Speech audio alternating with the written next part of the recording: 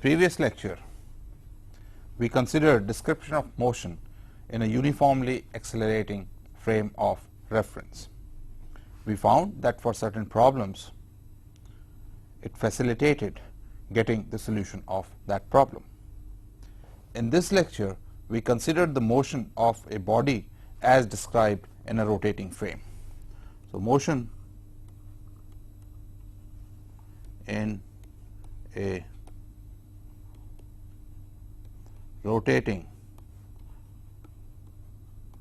frame of reference. A rotating frame of reference also is a non-inertial frame, and it is important to deal with it because our earth itself provides a rotating frame, and therefore its effects are significant when long distances are traveled over the surface of the earth. The first question we address is, how do pseudo forces arise in a rotating frame? We understand this by considering changes in a vector as observed in a rotating frame. I first explain this in two dimensions.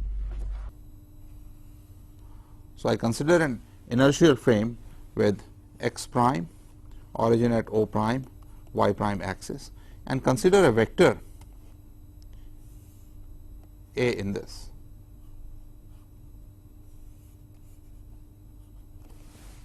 And look at this vector from a frame which is rotating.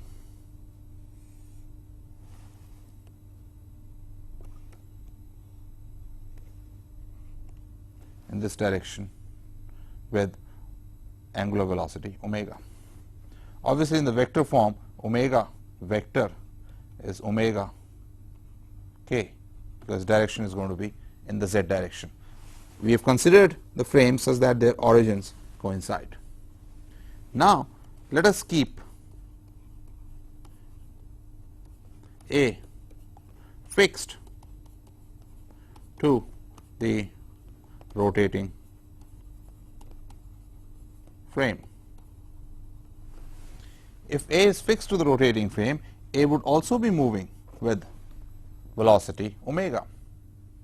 So, let us consider at two times, different times, what is the position of A.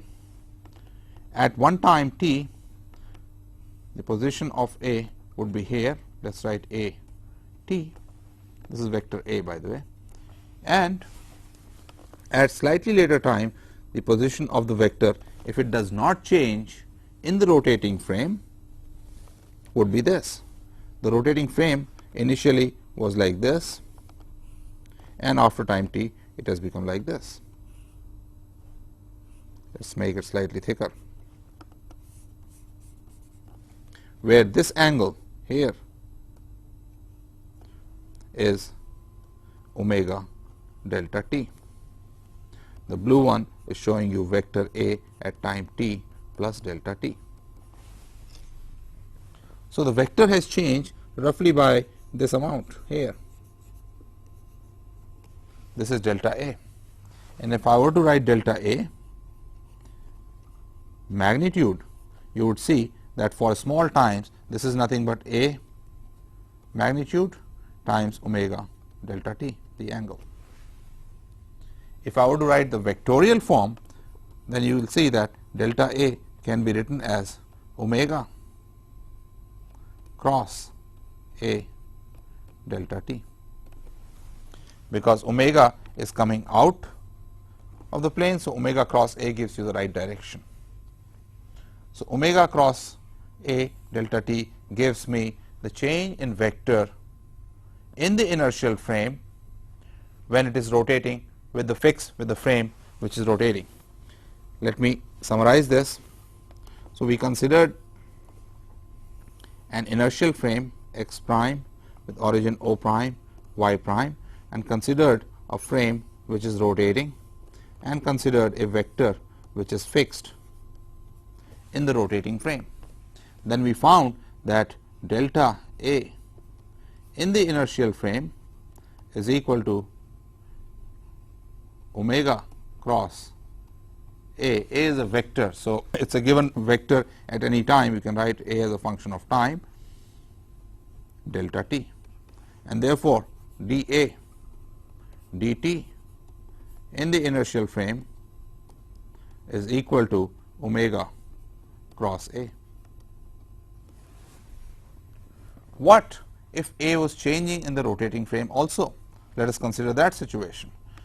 If A was changing in the rotating frame also, so at time t it would be something like this, and after time delta t it will be something like this. Let me make the rotating frame. This is the way rotating frame was at time t,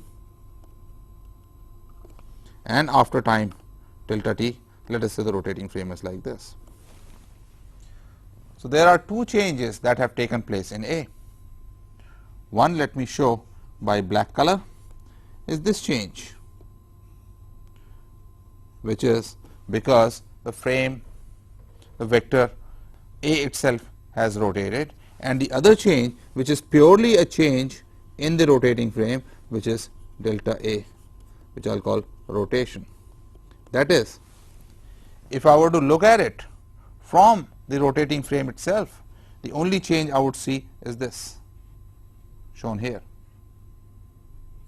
and the additional change comes because the vector is fixed in the rotating frame. So, the total change A, delta A, I can write as delta A in the rotating frame, this is in the inertial frame, plus omega cross A delta t, that was anyway there. So, I can think of this change in two steps. First, I change A without changing it in the rotating frame, and then change it in the rotating frame. So, from here to here, from here to here, the vector was fixed in the rotating frame, and therefore, the only change observed in the inertial frame was omega cross A delta t, and then we made a change delta A rotation, plus some terms which are of the order of delta t square. That would be multiplication of delta A rotation, which is proportional to delta t, plus its rotation, and so on. So, to linear order, this is the change, first two terms, and therefore, delta A inertial is equal to delta A as observed in the rotating frame plus omega cross A delta t plus terms of the order of delta t square. So, I hope this point is very clear, and this is very, very crucial to our understanding. I took the vector A and changed it in two steps. In the first step, I just rotated it, fixed in the rotating frame. So, this was my rotating frame at time t. This is my rotating frame at time t plus delta t. This change here is given by omega cross A delta t, and then in addition we change it further by this much amount, and this is the only change observed in the rotating frame. And when we add the two, it gives me the total change, and therefore, dA for any vector dt as observed in the inertial frame is equal to, for the same vector A, dA over dt as observed in the rotating frame plus omega cross A. This is a very important equation, and this is what we are going to use to derive the pseudo acceleration or pseudo forces in a rotating frame. Although I have derived it in the context of a plane, taking xy plane, this is true in 3 dimensions also, and let me just indicate that. In a 3-dimensional case, suppose there is a vector A and it rotates about an axis with omega, so this will be called omega. When it rotates like this. So, after time t plus delta t, it goes over here. This was A t, and this is a t plus delta t. So, this is the change. If I look at the center here, you can see that the change in a delta a is going to be, this angle is theta, omega a sin theta delta t, the magnitude of this. And if I write it with the vectors, this comes out to be omega cross a delta t, with sin theta being taken care of by the cross product. So, in 3-dimensional case also, in general, delta a is, if it is rotating, omega cross a, and therefore, I can again write in general that dA dt, rate of change of a vector observed in an outside frame, is equal to dA dt observed in a rotating frame plus omega cross a in general. And this is what we are now going to use to derive equations in a rotating frame. So, consider two frames, one an inertial frame and another one a non-inertial frame with the same origin x, y, z, x prime, y prime is the inertial frame, z prime, and replace a by the vector r of a particle. Then dA dt n is going to be dr dt observed in the inertial frame, and this is going to be equal to dr dt as observed in the rotating frame plus omega cross r. dr dt inertial frame is nothing but velocity of the particle as observed in the inertial frame, and this is going to be equal to velocity of the particle as observed in the rotating frame plus omega cross r. This is one very important relationship. What we are after, though, is the relationship between the accelerations observed in the two frames. Again, we have already derived v in the inertial frame is v rotating frame plus omega cross r. Let us observe what the acceleration is going to be in the inertial frame and how is it related to acceleration in the rotating frame. By definition, again, now we take a same as v vector observed in the inertial frame. So, d by dt of v inertial is going to be d by dt for v inertial observed in the rotating frame plus omega cross v inertial. V inertial we have already seen as this. Substituting this, we get this equal to d by dt of v rotating frame plus omega cross r as calculated in the rotating frame plus omega cross v in the inertial frame is v in the rotating frame plus omega cross r. And this gives me d over dt v of velocity in the rotating frame as observed in the rotating frame plus omega dot rate of change of omega cross r plus omega cross dr dt as observed in the rotating frame plus omega cross v rotation plus omega cross r. Let me write it again. We are calculating d over dt of v observed in the inertial frame, which is equal to d over dt of v inertial frame as observed in the rotating frame plus omega cross v in, and this comes out to be d over dt of v rotation as observed in the rotating frame plus omega dot cross r plus omega cross dr dt as observed in the rotating frame plus omega cross v rotating plus omega cross r. Notice that this term here is nothing but v observed in the rotating frame, and therefore, this whole thing can be written as acceleration as observed in the rotating frame, that is d by dt v rotation in the rotating frame, plus omega dot cross r plus 2 omega cross v rotation plus omega cross r.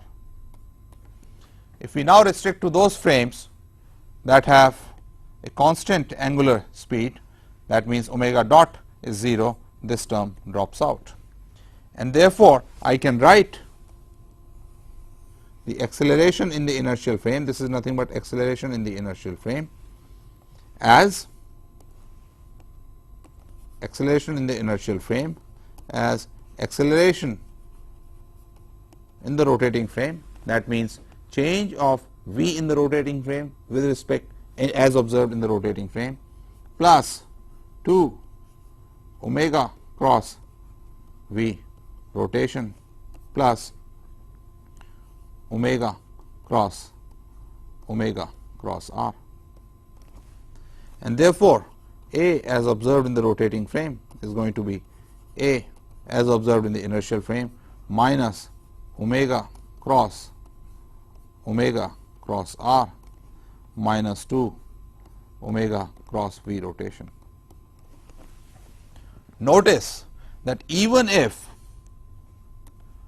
a inertial is 0, these two terms give me non-zero acceleration in the rotating frame, and that is what is pseudo acceleration. That is the acceleration we would observe if we are sitting in a rotating frame.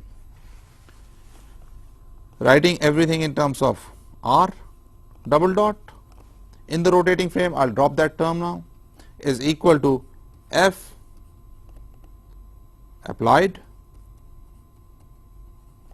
which gives rise to a inertial, minus m omega cross r minus 2m omega cross v rotation divided by m.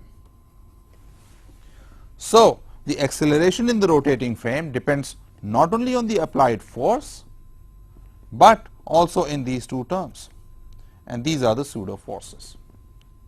They are known as, this particular term is known as the centrifugal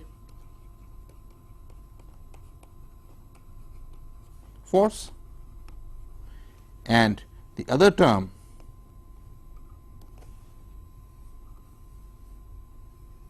the green one is known as the Coriolis force.